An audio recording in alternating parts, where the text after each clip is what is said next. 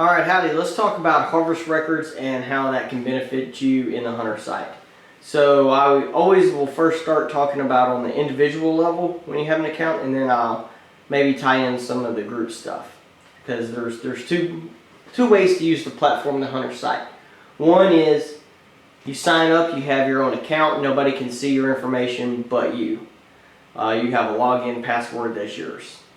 Then say you were on a lease or with a group of people, one of you guys will create a hunting lease in the hunt club section of the hunter site, and then invite the other guys to join by using the email which slashes the username of their hunter site account, and then the hunter site will send them an invite that will display on their home page. And so your buddies will be logged into their own account in Dallas, Houston, Fort Worth, wherever, and accept the invite and boom, log in, and all you guys are managing the same property together like that. Simple.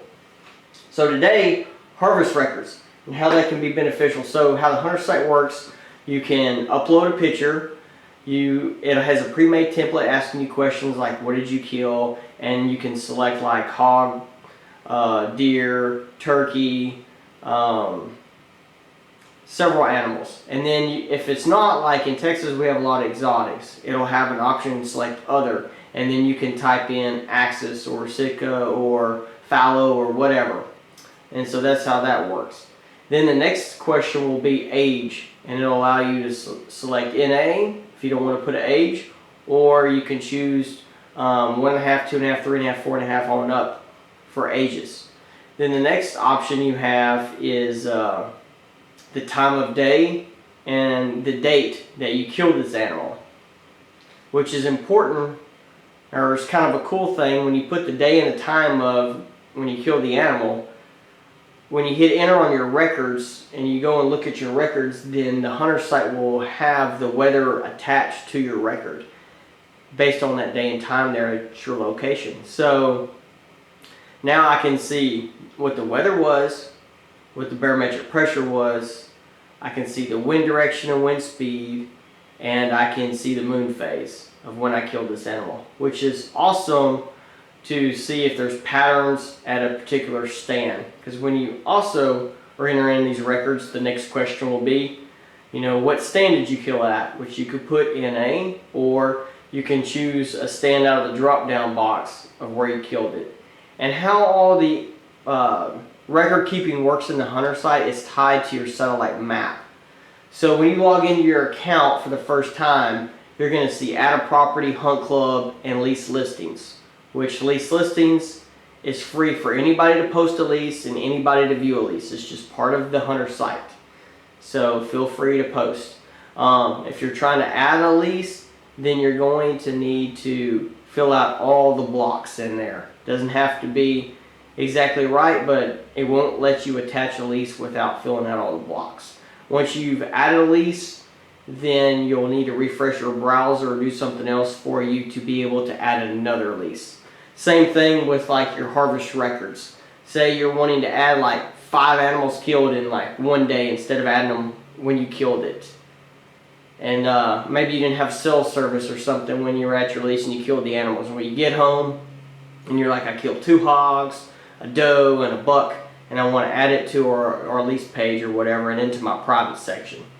So when you add your harvest record, you're going to fill it all out, hit enter, the record will be there, and then if you go to click and add another record, you're going to need to refresh your browser or click out of the harvest records into something else on the hunter site to a different page, and then go back into harvest records, and then you can add another record.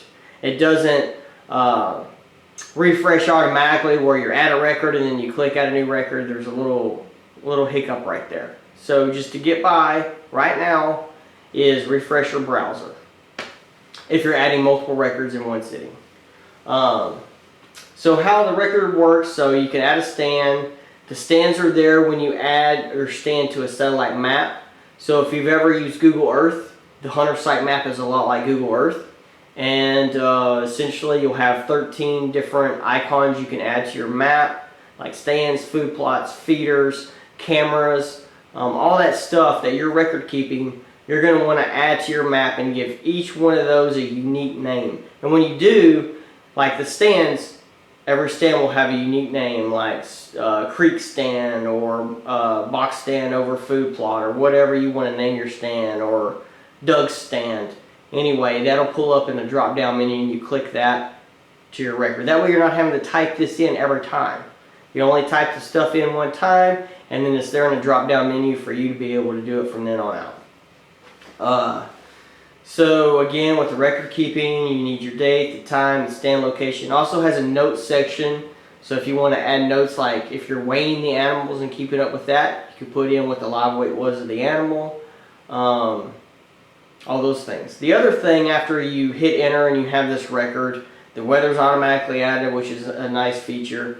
You can share these records. You can obviously edit them if you made a mistake later on, but you can share them to a hunt club, which is basically a lease. I just named it Hunt Club, but it is group management. And so say you're adding this in your individual section, and instead of doing this in the lease section as well and having to redo the work, you'll just hit the share button, and then it'll ask you which hunt club you want to share that record to, and you just select the group that you're with if you're part of multiple groups. Most people are only going to be part of one, maybe two groups.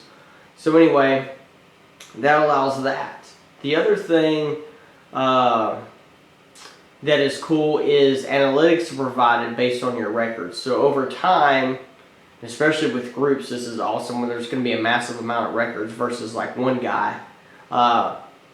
You can keep up with the age structure. It'll show you in bar graphs and in tables the number of deer and the percentage out of the total number of deer killed are based on bucks versus does or on age structure. So say you're trying to kill older, more mature deer as part of your management program or part of your lease management. This site will actually take those records and automatically display that for you in Harvest Trends section. And you would just select Harvest Trends.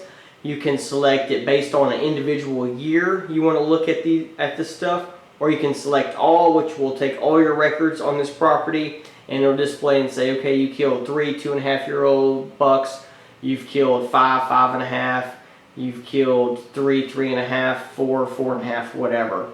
And so out of 4 bucks out of 15 is X amount of percentage, 30% or whatever of the deer killed have been 4 years old.